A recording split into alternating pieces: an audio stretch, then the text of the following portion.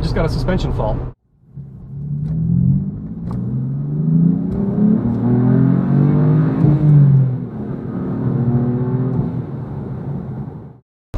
Well, hey y'all, welcome back to Doug's Cars. A little bit of Rover rescue for you. I am in my new to me, originally $1,000, let me turn my AC down here a little bit, Land Rover Discovery 3, or LR3 as it was known here in the US. I got the new tires put on it. I did a little work on the air suspension system. I'm not sure it's entirely fixed, but we're gonna find out because I am on a road trip. I'm headed down to the Outer Banks of North Carolina. About a year ago, I did the same trip in my Range Rover Classic, and link to that video. That had a bit of an issue with the cooling system, but it was basically just out of the shop from when it had been sitting for so long, and I hopped on the highway and just sent it. This, I think, is a little bit more refinement. I've got the air conditioning on for now, for one thing. So yeah, we'll see how this goes. So stay tuned and see if we make it down there. I think we will, but there's always that nagging doubt. It is a Land Rover after all. About to get on the highway for the first time. These tires we got were used, but they were takeoffs from another LR3 from a guy who upgraded to more off-roady tires. So yeah, they have some miles on them already. They were in decent shape. Boy, there's just lots of traffic. Kick down, 300 horsepower, but it weighs 6,000 pounds. All right, it's 50 miles an hour. Yeah, they didn't do the best job of balancing these tires, I can tell you that right now, because the steering wheel is definitely shaking. But it's a nice, smooth, comfortable ride. It's definitely a lot quieter than my Range Rover Classic, which of course had, actually it was yeah, it's still, let me see if I get up to 60 here. The steering wheel's still gonna shimmy. These are a stopgap set of tires. I will be putting good tires on this at some point, probably during the winter. I've got to put new tires on my i3, and those are not cheap. It needs all 4 of those to pass inspection. So, Chesapeake County cops out in force today for some reason. Well, I don't need them to pull me over, although I'm not really going fast.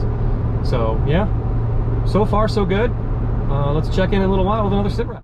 I almost forgot one of the coolest features of this car. It has a built-in cool box, which I did not switch on. I have some tasty beverages in there. Blue lights on, heard the relay click. That'll be keeping my seltzer water nice and cool for the duration of my journey. Never had a cool box in a car before. This car initially came through Houston, I noticed, because I have the original window sticker, the Monroney sticker, and so it doesn't have the cold weather package because it's from Houston. So no heated seats, no heated steering wheel, but it's got the cool box. So hey, win some, lose some. I'll probably be upset about the heated seat thing in December, in January, February, maybe March. But hey, cool drinks. Immediate sit rep.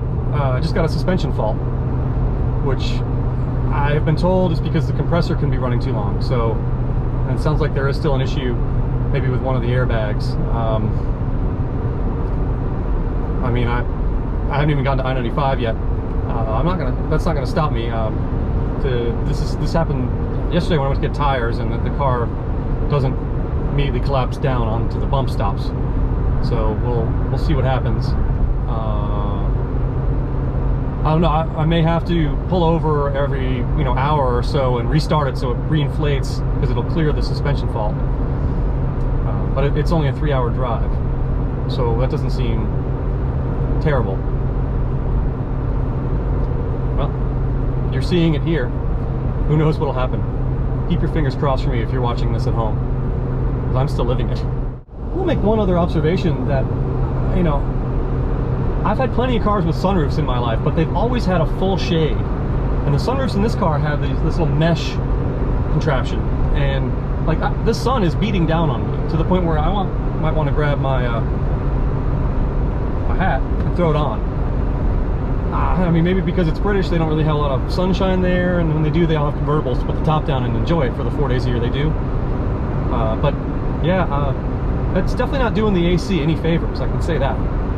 The AC is decent, but I've got it cranking right now because it's 93 degrees out and sunny, and that isn't helping. That's the first thing about this car that I don't care for. Everything else it drives really well. It's quiet. The tires are a little noisy because they're used. This aftermarket stereo is fantastic. I'm playing my Sirius XM app through it, and it's telling me on the screen what's playing. And it's a fairly modern vehicle, so I've got no complaints that way. And so far, the suspension's still holding up. Knock on wood, right? State Route 460, General Mahone Highway, which goes kind of diagonally across eastern Virginia towards Virginia Beach and the Outer Banks, which is the way that I travel when I go there. And so far, so good. I haven't had to stop or anything. The suspension fault light is still on, but I don't think it's collapsed any. If it has, it's been a little tiny bit, and not enough to notice. And you know, that's something I'll have to tackle. I think it's the right front airbag that's the problem, and they're about $200, and I don't think they're too difficult to do. I will say though that, you know, the air conditioning is working, but it's not super cold, so maybe it's just a little bit low. I bought a bottle a little while ago. I think I loaned it to Troy, so I'm gonna see if I can't get that back from him and check the pressure and make sure that it's within the specs. Sometimes these things get overcharged and then they don't work very well either, which could be the case. I don't know. But I mean, it's working. I just have to pretty much have the fan on high.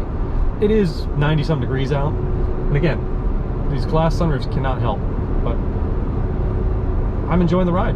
And I'm enjoying the ride more than I did in my Range Rover Classic County LWB last September when I did this.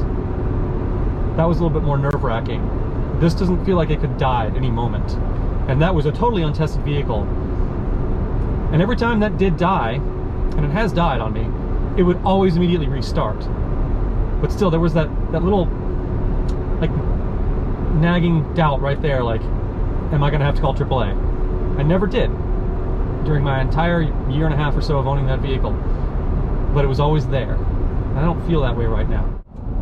Just rolled over to 220,000 miles here, getting on Highway 58 in southeastern Virginia.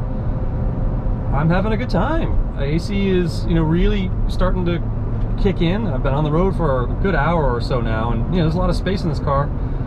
It's over 90 degrees, and sunroofs are clear. So yeah, I mean, I'm starting to get to the point where I might turn it down a little bit, which is good. And the Waze just told me there's some traffic coming up, so doing the best I can. But it's so much more relaxing of a drive than it was in my Classic, and I really like that vehicle. I had a lot of fun with it. I just wish the modern parts of it still functioned the way they should have, because it just makes the drive so much better. It was a fuel injected motor, so it kept running most of the time. And it obviously came with air conditioning, but that just wasn't functional, and it was going to cost a lot of money to get that fixed. And I wasn't really interested in doing that until the engine was running really well, even though I gave it a full tune-up and did all the fluids and all that. It idled pretty well there towards the end when I got rid of it. But I always had that, is it still going to make it kind of feeling. And despite this having actually more miles than the Classic, it doesn't give that feeling. I hope y'all can understand. I know I brought it up like 3 times already today, so I'll be quiet now. But so far, so good. Just crossed the state line into North Carolina. Digger's Dungeon. All kinds of fun over there. Y'all, I have made it. I'm on the Wright Memorial Bridge across Currituck Sound. Let's go ahead and get some fresh air in here. Let that breeze come in. It's 10 degrees cooler here. I'm gonna pull off up here in the Walmart parking lot. We'll take a look at the front end and see if it's dropped any. I don't know that it has. It's not riding like it has, but let's take a look and see. Let's take a look, shall we? I haven't stopped in 3 hours. It's been driving 3 hours. Yeah, look, it's still upright. Perfect. So there's just an issue, I think, with the suspension like level adjustment, because that looks pretty darn good, and it's been driving, you know, a good 3 hours now. So I made it. I'm gonna have some good dinner with some friends tonight and just relax for a little bit. So thanks y'all for watching, and please subscribe so you can see what happens to this Discovery 3 and all the other Range Rovers and all the other fun things that we have on Doug's cars. Hit that subscribe button right now if you haven't. Thanks so much for watching. See you soon.